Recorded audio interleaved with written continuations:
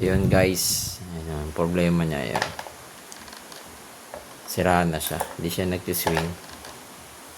Ang brand nito ay Asahi.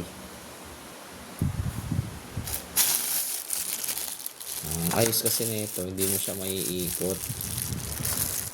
Hindi mo siya maiikot. Yung motor lang niya magpapaikot dyan kapag gumana na siya. Nagkaroon siya ng voltahe ng 220 volt.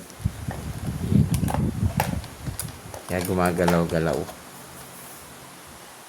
Ikakabit na natin to para magawa na may bigay na natin sa customer natin, magamit na nila yung kanilang electric fan. Kasi itong Camel, tapos na natin gawin yan.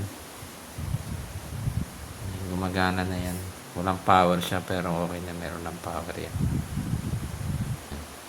Electric fan tsaka ginawa natin. Tapos yung isang industrial, hanapan pa natin ng ano yun, pyesa.